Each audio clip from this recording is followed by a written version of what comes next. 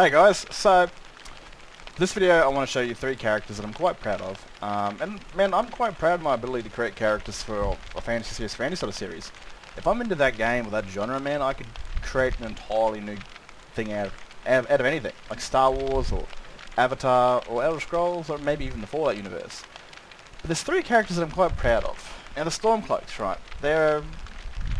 When you think of a Stormcloak, you think of Nords. Now, I don't believe they should all be Nords. Or Dark Elves or Argonians, those that want to fight to try and change their image. But I've created 3 characters, 2 recently and 1 a couple of years ago. That's the actual people of the people they're fighting. Imperials. Now, of course there needs to be some sort of backstory behind these. Labius Swordsinger. So let's get into it. Alright, these are the characters that I loved creating because it added the enemy race, you know, the enemy faction and their people are fighting against him. So, Labius Swordsinger. I want you to imagine with me, alright? Close your eyes or you're doing something else and let's try and get down to it. So, Labius Swordsinger. His mother was a priestess of Talos and Bruma. His father was just some Red Guard soldier that was wounded during the Great War. Now, when the Empire surrendered, his mother left Cyrodiil because she knew she'd be hunted and killed. And she went to Skyrim. And she joined up to the priesthood, you know, a secret sort of priesthood for Talos in hidden areas. Now, his father was a Red Guard, the reason he's got darker skin. When the Empire basically shelved Hammerfell, and they abandoned him, he went to Skyrim to find support. Now, this is before Ulfric's gotten out, and on his journey there he's found a priestess that's kind of helped him heal.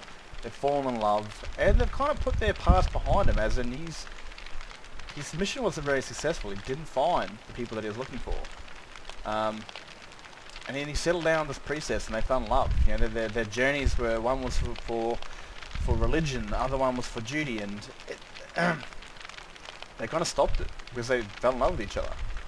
Now they owned a little farm just outside, you could say, in the plains of Dawnstar, that kind of bridge to Whiterun, where it's cold but it's also fertile land. And they ran a farm. And then during this time, the Stormcloak Rebellion isn't in full-fledged. It's not an army, it's just militias. And both of them had a reason to distrust or not like the Empire. The Empire got rid of her god that she worshipped, betrayed its own people. His father, he was a soldier that felt abandoned by the Empire. So they were selling produce to Stormcloak militias, small bits of stuff, and these Imperial soldiers fell out. Like, now the Empire found out about it, and they sent soldiers to stop it. Now what had happened? These soldiers found out that his wife was a Talos worshipper, and that gave them more than enough reason to want to kill her. And that's exactly what they did. I mean, these Imperials, these Red Guards, were selling produce to the people, killing them on the roads. And they weren't happy about it, so they took the law into their own hands, they killed them both, and they chucked their bodies inside their house, lit the house on fire. Labius and his 11-year-old sister, Labius is 18 at the time, and his 11-year-old sister were out on a hunt. And on the way back home they saw smoke coming from their home direction. From a distance he could see Imperial soldiers chucking his parents' bodies into the fire. And that's when he saw the Empire for what it was. He's nicknamed the Traitor by the Imperial troops, but he's the furthest from it. He's never stood foot in Cyrodiil. He's a born and raised Imperial in Skyrim. He's even got their accent. His sister is in Windhelm probably training right now. I could make it later as a soldier. Now, to an actual traitor. Vitilia, or I don't know how you spell that. Now, this was actually a question I was asked by Simtam, who's mod author of Skyrim Open Civil War. Now, he wants to expand upon that and add Whiterun to the future, because at the moment in Skyrim Civil War, Whiterun can't be taken because he was scared of fucking around with the main quest, because the main quest has 2 sort of things. It's got the Dragon Hunt. It's got 2 quests, I'm pretty sure, that need to be verified. That is trapping the dragon and freeing it or something like that, but I told him that both Jarls actually have support for the main quest, so either Bolgrith or the Greymane that takes over the Jarl ship, both have support to support the main quest, either it being in the peace treaty, that's the quest, being in the peace treaty of the Civil War, or the capture of Odavin. So he asked me a question also like about a mercenary group, and I thought straight away to the Stormcloaks. You know, would the Stormcloaks hire mercenaries? No, not straight up. But at the cost of war and a lot of the Nords dying, he'd eventually need manpower. But he'd need a mercenary group that wasn't aligned to the Empire, that didn't like the Empire. So I thought of a character, an older, like a now older sort of veteran of the Great War, an Imperial commander that was very vocal about her decision, the way she thought of how the Empire surrendered. She called the Emperor gutless and it was weakness and blah blah. She was arrested, carried off to imprisonment, and rescued by men, most loyal men, and she fled to Hammerfell when they were abandoned by the Empire, and lent herself and her soldiers as mercenaries to the powerful houses of Hammerfell.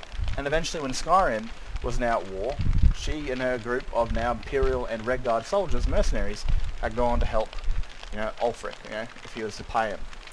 Now that was the idea for that character, and I thought of something very similar for Vitilia here. I thought of a character, her backstory is, well, it's a bit different to what I just explained. She was an Imperial soldier, fighting in the Great War. When she was kind of called off and her unit was killed, she was kind of on her own getting, surrounded by Dominion soldiers when the Northern Legion showed up and saved her life. Then she joined onto Ulfric's Legion. Most of Ulfric's Legion were Nords. There would have been a few different races here and there, but she joined onto him. And eventually down the line she fell in love with a Nord. And just like many other Nords and even Imperials thought it was weakless and gutless for the Empire to surrender. In this anger she followed her future husband and Ulfric back into Skyrim. She left Cyrodiil behind. She was also part of the Markarth incident. She was one of the soldiers that charged into Markarth and slaughtered the Reach. Eventually Ulfric was captured and her and her husband settled down in Rift. And the militia started to rise. When people started rioting against the Empire, there was a big riot in Riften. Her husband was part of it, but it got a little bit bloody. A massive fight broke out, and the Imperial soldiers had killed many of the Nords, including her husband. She'd only just had a child, only a couple months old. She's the real traitor. He isn't.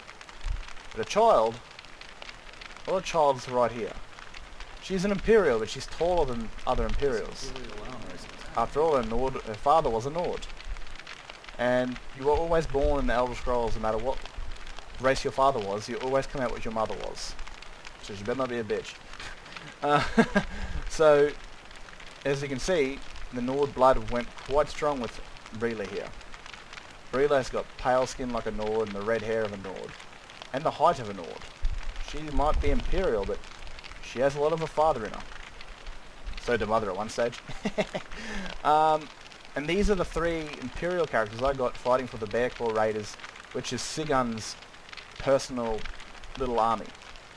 And they're all Imperials. A traitor, an Imperial born, raised in Skyrim, and another one, whose father was killed by Imperial soldiers. So these three little characters, they could die. I could literally, in 10 more minutes, go out to find a word of power from my Dragonborn, and a dragon could come by and cook all three of these guys in 1 second. But it's so worth having these backstories for these characters, knowing kind of who they were, even if they are to die. It still makes them a lot more personal, a lot more, I don't know, it makes the game feel a lot more alive. They're not just a unique face with a unique name, they're an individual. And this is what I love about creating these character stories. Not all of them have this custom sort of stuff, but the ones I can, it's really important to do this, to make the game feel a bit more alive, a bit more personal. And I hope you guys have enjoyed this little thing. I'd love to do more if people are interested. If you don't comment, I'll probably do it randomly all over the joint, but yeah. So for a trader, I decided to mix, all these armors are made by the same person. So they're made by Nordjue, who made Guard Armor Replacer, that's this right here, and the new Legion, which is this plate right here and the pants. And a helmet. Let me just put that back on. The mod I'm using to showcase the inventory is OS8. Now I've got to edit that because she went nude. And yeah, I decided to have like a trader's outfit. Like this is her Imperial breastplate with the shoulders she'd taken from a dead Imperial officer and a helmet.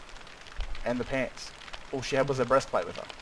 And she siphoned them onto Stormcloak gear, and she's an officer, or, you know, commander in the Bear-Claw Raiders.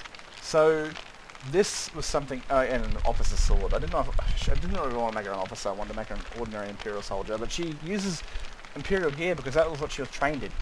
The Nords, they're a lot more flexible with their gear, and different training, different stuff. But I kind of wanted her to somewhat feel at home when she was in combat, that she had an Imperial sword and some sort of Imperial armour to make her feel better on the battlefield for the Stormcloaks. So yeah, I hope you've enjoyed this little character showcase of just miscellaneous characters. That's all they are. They're not important, they're not really part of the story, they had their own story. They are part of every other character's story. They're soldiers, they fight, they kill, they die. That is the whole purpose of this. And I don't know, if they die one day, I might show you where they're buried. So hopefully they survive, but it's not a guarantee. If you guys like to know more about this sort of stuff, or like to see more of many other characters that I've got, I'd like to show you. But again, I'm not going to go out of my way to do all this shit if you guys are interested. Alright, anyway, I'm out of here. I hope you liked it. Peace out.